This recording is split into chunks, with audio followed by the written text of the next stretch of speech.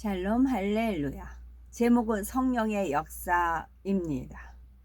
성령 강림은 주님께서 승천하시기 전 우리에게 약속하신 대로 부혜사 성령이 임하신 것을 기념하는 날입니다.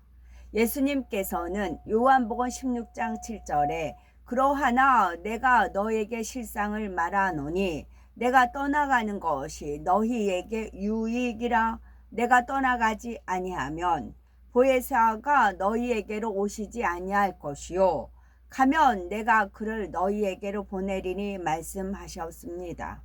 곧 보혜사 성령이 우리에게 오시면 예수님께서 친히 우리 곁에 계신 것보다 더 유익이 된다는 말이지요. 그러면 그 이유는 무엇일까요? 첫째, 보혜사 성령이 우리에게 유익이 되는 이유가 있겠지요. 예수님께서 육신을 입고 이 땅에 계실 때는 활동하시던 이스라엘 지역을 중심으로 근방에 사는 소수의 사람만이 예수님께 나와서 은혜를 입을 수가 있었습니다. 예수님 앞에 직접 나와야만 예수님의 말씀을 들을 수 있었고 예수님의 권능을 체험할 수 있었지요. 그러나 성령은 본체로만 역사하시는 것이 아니라 무수한 영으로 분리되어 각 사람에게 임하십니다. 그래서 온 세상 어느 지역에나 모든 성도에게 동시다발적으로 역사해 주시지요. 지금도 우리 각자의 마음에 임재하셔서 하나님의 말씀을 깨우쳐 주시기도 하고 각 사람의 기도에 응답해 주시며 하나님의 권능을 체험하게도 하시는 등 바쁘게 사역하고 계십니다. 또한 예수님의 제자들은 예수님께 많은 것을 듣고 배웠다 할지라도 그 말씀을 자기 것으로 이룰 수는 없었지요. 그토록 열심히 예수님을 붙쫓았던 베드로조차 막상 죽음의 위협 앞에서는 믿음을 내보이지 못하는 것을 볼 수 있습니다. 그러나 베드로가 성령을 받은 후에는 예수님을 붙쫓으며 듣고 배운 것들이 자기 안에 온전히 능력으로 임할 수가 있었지요. 큰 권능의 사도가 되었을 뿐만 아니라 십자가에 거꾸로 매달려 순교하는 순간까지 두려움이 없이 사명을 감당할 수 있었습니다. 주님으로부터 성령을 약속받은 제자들은 주님께서 승천하신 뒤에도 날마다 마가의 다락방에 모여서 불같이 기도하였지요. 마침내 오순절이 이르자 급한 바람 같고 불같은 성령이 제자들에게 임하였고 모두가 성령의 충만함을 받아서 여러 가지 방언으로 말하기 시작합니다. 바로 이때부터 성령의 시대가 열린 것이지요. 주님을 믿는 모든 사람에게 하나님께서 성령을 선물로 주시며 하나님의 자녀들이 천국에 이르는 순간까지 성령의 능력으로 승리하는 삶을 살 수 있게 된 것입니다. 우리에게 임하시는 성령은 참으로 많은 분야에서 우리를 도와주시지요. 죄와 의와 심판에 대해서 깨닫게 하시며 장래일을 알려주셔서 예언하게도 하시고 질병과 연약함을 고치시기도 합니다. 방언과 환상과 은사도 주시고 지혜와 지식의 말씀으로 복음을 전하게 하시지요. 항상 우리를 위해서 중보 기도를 올리시며 각 사람을 구원의 길로 인도하시고 천국에 이를 때까지 지키시고 보호하십니다. 이렇게 수많은 성령의 역사 중에서 가장 핵심적이고 중요한 세 가지 분야를 설명하면 첫째는 각 사람이 마음의 죄를 깨닫고 회개할 수 있게 하는 겁니다. 두 번째는 하나님의 자녀들에게 악을 뽑을 수 있도록 능력을 힘있게 하시고 세 번째는 하나님의 마음을 알 수 있게 합니다. 첫째는 각 사람의 마음의 죄를 깨닫고 회개할 수 있게 합니다. 아담이 죄를 범한 이후로 태어난 아담의 모든 후손은 죄인이 되고 말았습니다. 죄인은 하나님을 볼 수 없고 하나님과 교통할 수 없지요. 그러나 예수님께서 우리의 죄를 사해 주셨기에 우리가 이를 믿을 때 죄 사함을 받습니다. 죄 사함을 받으면 구원을 받게 되고 하나님과 교통할 수 있지요. 그러나 복음을 듣고 아는 것으로만은 구원받을 수가 없다는 사실을 알아야 합니다. 요한복음 3장 5절에 예수님께서 말씀하시되 예수께서 대답하시되 진실로 진실로 네게 이르노니 사람이 물과 성령으로 나지 아니하면 하나님 나라에 들어갈 수 없느니라 했지요. 물 곧 복음을 들어서 거듭나는 것도 중요하지만 물과 성령으로 함께 거듭나야 천국에 들어갈 수 있다는 것입니다. 사도행전 2장 38절에 베드로가 가로되 너희가 회개하여 각각 예수 그리스도의 이름으로 세례를 받고 죄사함을 얻으라 그리하면 성령을 선물로 받으리니 했습니다. 먼저 복음을 듣고 지식적인 믿음을 가졌으면 그 다음에는 자신의 죄를 하나님께 회개하고 성령을 구해야 하지요. 그러면 하나님께서 각 사람의 마음에 성령을 주시고 이때 회개의 영이 임하게 됩니다. 내가 참으로 죄인이었구나. 내 죄가 이렇게도 더럽고 추한 것이었구나 하고 머리로만 아는 것이 아니라 마음속에 철저히 느껴지게 되는 것입니다.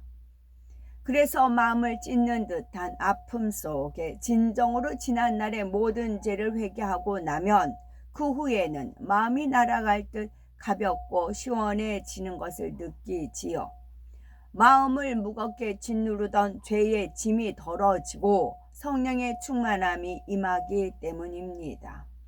이렇게 죄를 씻어진 마음에는 하나님으로부터 영적인 믿음이 주어지게 되지요. 예수 그리스도가 나의 구세주라는 사실이 마음에서부터 믿어지고 자신이 구원받았다는 확신이 주어집니다. 이처럼 성령은 죄를 깨닫고 회개하게 하심으로 우리가 구원의 길로 갈 수 있도록 인도하십니다. 처음 영접하는 순간만이 아니라 신앙생활을 해나가는 과정에서도 회개하게 하시는 성령의 역사는 매우 중요합니다. 주님을 믿고 회개했다 해도 온전한 믿음의 분량이 차기까지는 행함으로나 마음으로나 죄를 짓게 마련이므로 죄를 범할 때마다 돌이켜 회개해야 합니다. 죄의 담을 헐어야 하나님과 교통할 수 있고 기도에도 응답받을 수 있기 때문이지요. 그런데 이렇게 회개하는 것도 죄를 범한 사람 편에서만 회개한다고 해서 죄의 담이 헐리는 것이 아닙니다. 하나님께서 회개의 영을 보내주셔야지요. 만약 입술로만 회개하고 마음에서 돌이키지 않으므로 같은 죄를 계속 쌓아 나가거나 아예 회개하지 않고 계속 죄 가운데 거하면 나중에는 회개하고 싶어도 회개의 영이 임할 수가 없게 됩니다. 하나님을 심히 서원케 하므로 그에게는 이미 성령의 역사가 끊긴 것이지요. 그러므로 항상 자신을 돌아보아서 그때그때 회개하고 더 나아가서 하나님을 닮은 온전한 마음이 되어서 더 이상 회개할 것이 없는 차원에까지 신속하게 들어가야 되겠죠. 둘째로는 하나님의 자녀들에게 악을 뽑아 버릴 수 있도록 능력을 힘있게 하십니다. 성령은 하나님 자녀들에게 믿음을 주시고 거듭나게 하신 후에는 점점 큰 믿음으로 자랄 수 있게 하십니다. 곧 하나님의 말씀을 기억나게 하시고 참과 거짓, 선과 악을 분별하게 하심으로 마음에서 죄악을 벗어버릴 수 있게 도와주시지요. 예를 들어서 누군가를 미워하려고 할 때 미워하지 말라, 사랑하라 이런 말씀을 기억나게 하시고 하나님의 뜻을 알려주십니다. 그런데도 사람이 계속 미움을 버리지 않고 상대를 미워하여서 악을 행할 때는 그 마음 속에서 성령이 애통하고 탄식하시지요. 그러면 사람의 마음은 답답하고 곤고함을 느끼게 됩니다. 반면에 성령의 역사 속에 선을 행하게 되면 성령이 기뻐하심으로 마음의 기쁨과 성령의 충만함이 채워집니다. 그런데 성령의 역사로 자기 악을 발견하게 되면 단순히 회개하고 그치는 것만이 아니라 그러한 악이 나오게 된 근본 뿌리, 그 죄성 자체를 마음에서 뽑아 버려야 됩니다. 이렇게 사람이 자기 마음의 악을 깨닫거나 마음에서 악을 버린다는 것은 스스로 할 수 있는 일이 아닙니다. 그러나 성령의 능력으로는 능히 발견할 수도 있고 버릴 수도 있습니다. 다만 자신의 죄악을 발견하여 버리게 하시는 성령의 능력을 힘입기 위해서는 반드시 자신의 노력이 있어야 된다는 것이지요. 무엇보다도 중심을 다해서 부르짖는 기도가 있어야 합니다. 이때 성령의 충만함이 임하고 감동함을 잊기도 합니다. 이러한 성령의 역사 속에서 전에 깨닫지 못했던 자신의 악을 깨닫게 되며 성령의 불로 태움 받아서 죄성의 뿌리까지 뽑아 버릴 수 있는 것이지요. 셋째로는 하나님의 마음을 알 수 있게 합니다. 고린도전서 2장 10절에 오직 하나님의 성령으로 이것을 우리에게 보이셨으니 성령은 모든 것 곧 하나님의 깊은 것이라도 통달하시느니라 했습니다. 육의 한계 속에 살아가는 피조물로서는 영이신 하나님의 마음을 알 수가 없습니다. 그러나 성령의 역사 속에 감동함을 받으면 영이신 아버지 하나님의 마음을 능히 느낄 수가 있는 것이지요. 믿음의 분량이 커질수록 점점 더 깊은 마음까지도 느끼며 깨달을 수가 있는 것입니다. 창조주 하나님께서 죄인들을 위해서 독생하신 아들의 생명을 주신 것은 사실 상상할 수 없는 사랑입니다. 그 사랑이 얼마나 높고 크며 깊은지 마음으로 깨달을 수 있다면 감사의 눈물이 그칠 수가 없는 것이며 아버지 하나님을 사랑하여 죄를 버리는 것이나 생명을 드리는 것조차도 전혀 어렵지 않다는 겁니다. 아무리 초신자나 심령이 강팍한 사람이라 해도 성령의 능력이 임하여서 그 사랑이 마음에서 깨달아지는 순간에는 마음을 찢고 하나님 앞에 회개하게 되는 것입니다. 그러나 마음으로 깨닫지 못할 때는 십자가의 보혈을 찬양한다고 해도 감동도 없고 눈물 한 방울도 흘릴 수 없게 되는 것이지요. 영이신 아버지 하나님의 마음을 아는 것도 그러합니다. 육의 마음을 가진 사람에게는 아버지 하나님의 마음 안에 사랑과 선이 가득하며 온전하고 거룩한 분이라고 아무리 자세히 설명해 주어도 그저 막연하게 느껴질 뿐인 것이지요.